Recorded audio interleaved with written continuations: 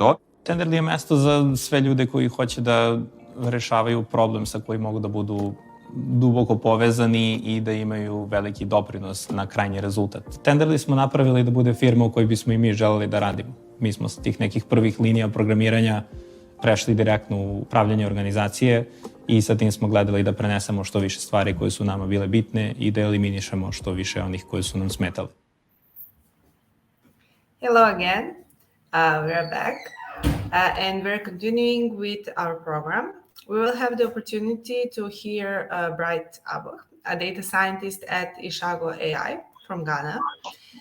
He will present his talk crop classification using normalized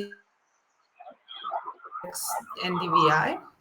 And Bright, you may start now.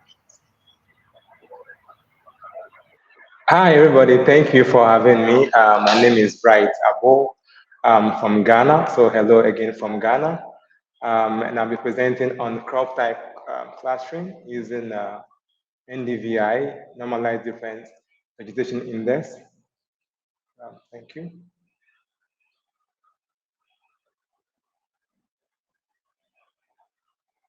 So as you may have known, there are a lot of buzz and fears about machine learning and deep learning in general. But the truth is, it is not always rosy as it may seem. There's a lot of technical challenges that has to do with machine learning models and then deep learning models in general. Challenges ranging from availability of data to training to size of computers and what have you.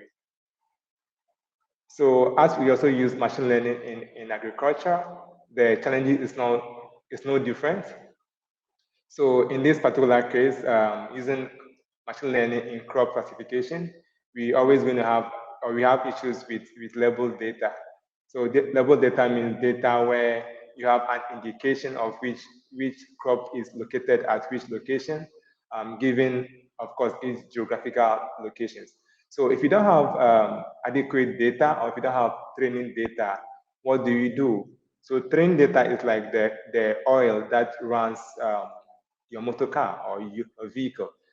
So if you don't have the data to run your models, what do? So the hope is to come out with a system so that if you face such difficulties, you can equally circumvent around it.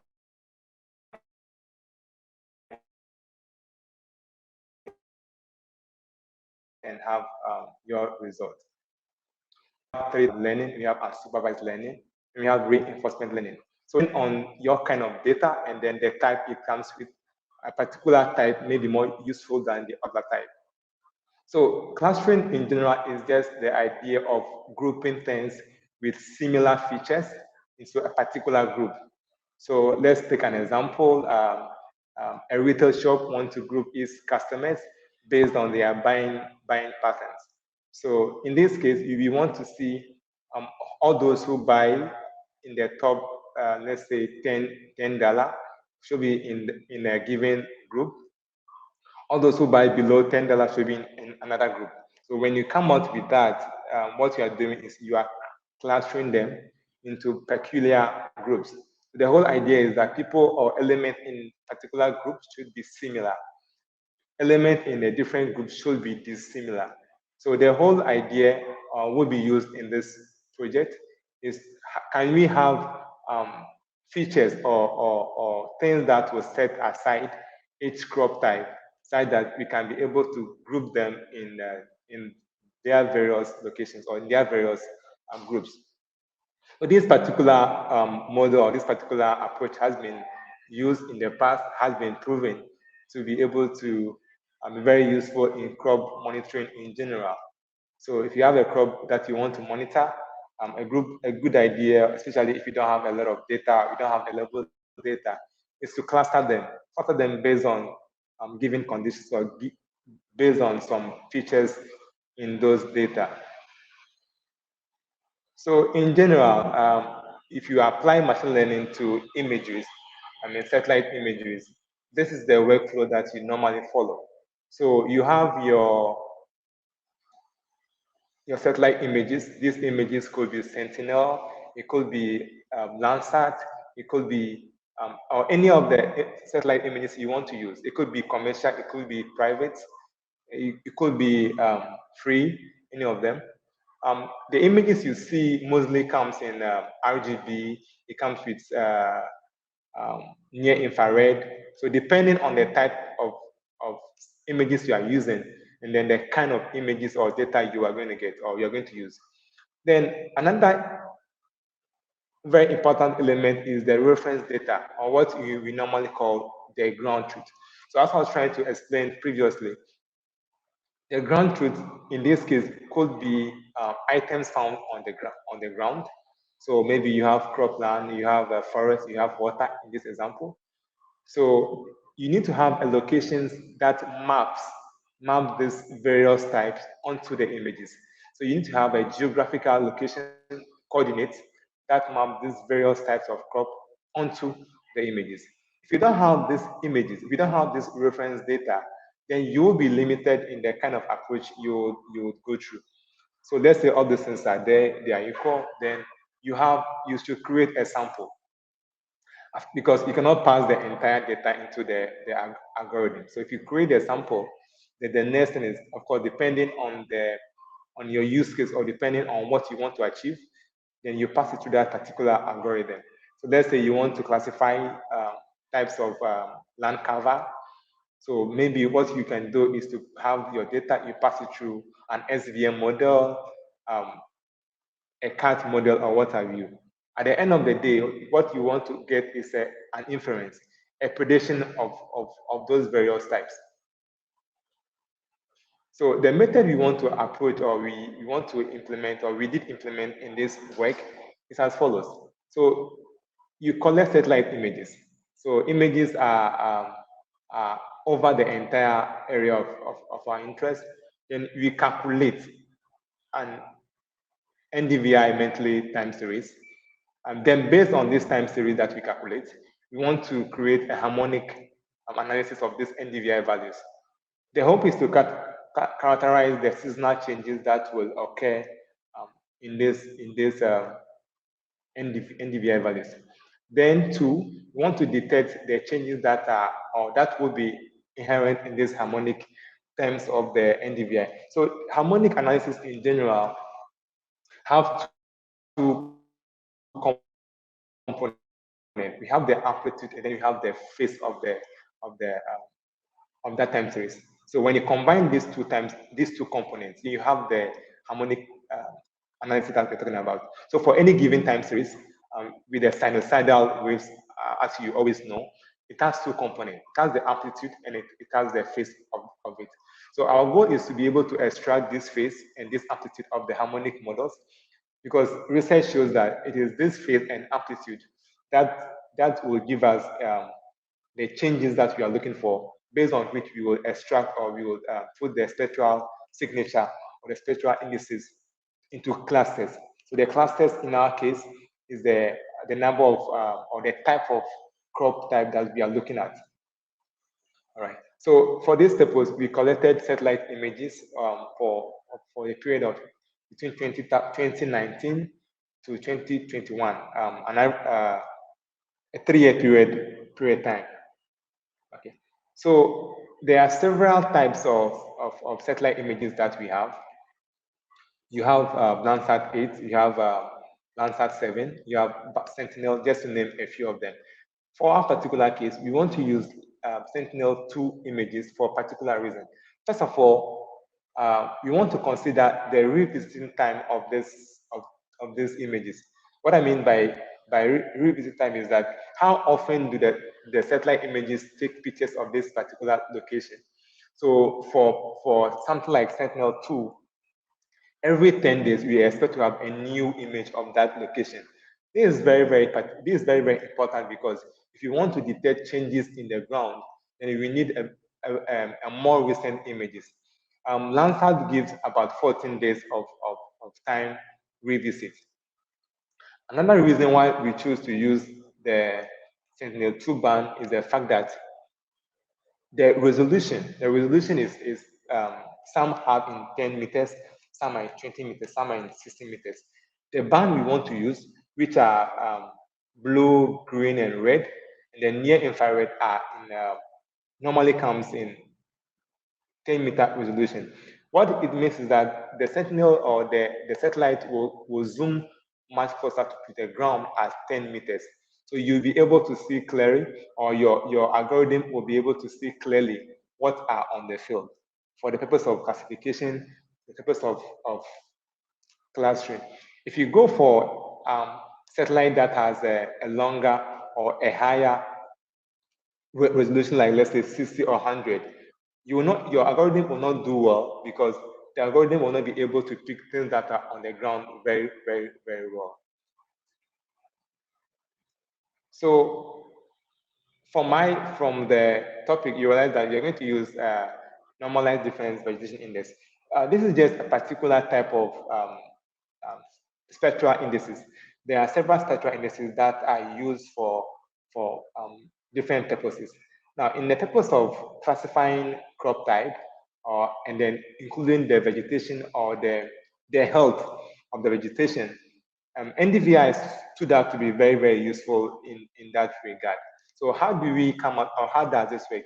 So from my previous slide, you realize that we have blue, green, red bands together with near infrared. Okay, so when you look at, we combine these two red, near infrared, and then the red bands. You find, first of all, find the difference, and then you find the sum of them. So when you divide this value, the value you get determines, one, the health of the crop, and two, the season or the type of the crop that you have in that location.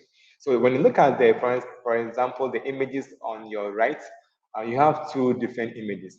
First, with a plant that is very healthy, it gives out an NDVI value of around 0.72. This is because if you have a plant that that emits or that absorb a very little visible red light, at the same time giving a very high near infrared values. When you compute these values, your resulting value will be a very high NDVI because you'll be going to divide by it at the end of the day. On the other hand, if you look at the images with a very low NDVI value, it gives you an indication that of a plant which is not in a very good state. This is as a result of the fact that it is absorbing a lot of visible light, which when you divide, you can have a very low NDVI values. So in general, the NVDI value that you are using, the ranges depends on what you are trying to, on the land cover you are trying to achieve. So in general, for water bodies, because there's no vegetation in them, you have a very, very low NDVI values, ranging from negative values to, as you can see. When you look at built up like urban centers without vegetation, their values begin to appreciate a little bit. Now, when you consider forestry or agriculture, agroforestry, their values are higher. So let's shift our attention to a particular use case. In this case, let's say we are going to use it for crop type, all right? So in the crop type, depending, first of all, on the age of the crop and then the type of the crop, the values of the NDVI will change. So if you are looking at crop type for crops that are just germinating or for bare soil, you have a very low NDVI value, even though that area is a cropland. If you have crops that are in the mid ages, you have their values to be ranging between 0.2 and 0.3. For full-grown crop, that also depends on the type of crop. Say if you have sugarcane plantation, if you have corn plantation, you're going to have a very high NDVI values. These are tall type of crops. So in general, we can see how these NDVI values are different for each crop type and will be different for, so if you have different crop types that are on the same field, the NDVI values are going to help you to cluster them based on different types of the crop type that we have. So the goal of this whole process, or this whole research or this whole project is, first of all, is to create a harmonic model that will be able to help us to cluster different crop types based on their spectral characteristics. So there's spectral in the sense of their NDVI values and other spectral signatures. Secondly, we want to see how useful this could be in the absence of trained data and for unsupervised algorithms like the clustering we have now. So the research area we implemented is in Mozambique.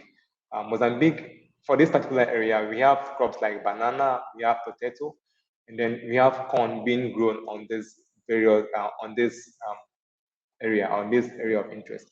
So ahead of time, we know there are 3 types of crops that are grown there. So the goal is, can we use these values of the various NDVI values to cluster these types of crops into where each of them could be found? So that is the goal, that is the objective of what we are trying to do here. So when we look at the monthly, these are NDVI time series values for the entire 3-year period that we are looking at. So the first image shows the monthly NDVI values over the entire 3 years. Then on your right shows the harmonic model that we derive from these NDVI values. So briefly, you can see the image on your right shows a more concise or a more obvious trend in the entire period, as against just the monthly NDVI values without any harmonic input in them. So having had this now, we want to use this to extract the different types and then classify or cluster our crops based on this signatures.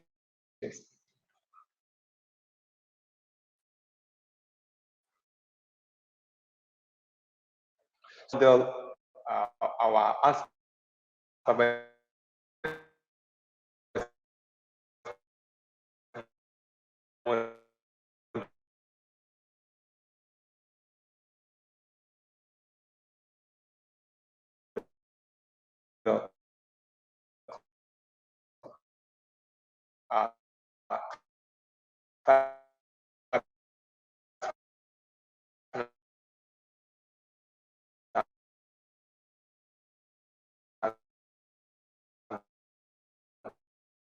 against 3 different types of crop as we have it here. Then that spectral indices as an extraction to cluster crop types.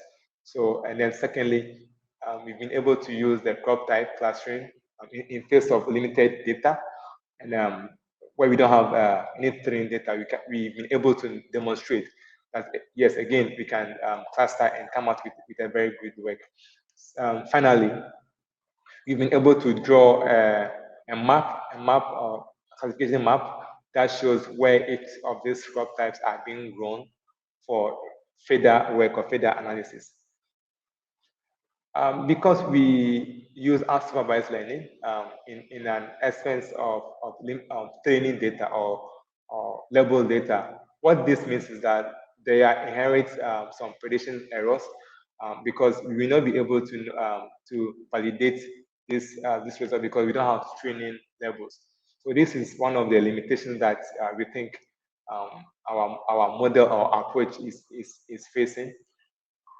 Also, for the future work, what we sought to do is the fact that research shows there are other values of other spectral indices that could be used for this same clustering or this same classification problem. So we want to look at the enhanced vegetation index, which is noted to cater for errors that may come in NDVI values. So you may have a land that have NDVI values, and then if you want to correct some errors that may come with the NDVI calculations, it's advisable for you to use enhanced vegetation index. We can also try to use the soil adjusted vegetation index, which is adjusted for the various type of soil that we may have for any particular location. So in the future, we want to use these various types of spectral indexes to also classify for various types of crops or various types of locations and see and compare our results and see how they are doing or otherwise. And so in conclusion, we've established the importance of spectral indexes. So in our case, NDVI, of using it to cluster different types of crops. And then we've also noticed that there are different types of spectral indices that will be used for the same purpose. So these are some of the references that we use for the spectral analysis, for the harmonic analysis. You can look at these references for your future work or otherwise. Thank you very, very much for having me. Thank you for the organizers of this platform for having me. I'm very, very grateful. So feel free to connect with me on LinkedIn. My name is Bright Aboh on LinkedIn. Feel free to equally write to me. My email is bright@bishango.ai for future work, for future collaboration, and any further work. Thank you very much once again for having me. Thank you, Bright, for sharing with us with this interesting lecture. We don't have any questions for you so far, but our audience can contact you via LinkedIn, as you said. Thank you. Thank you.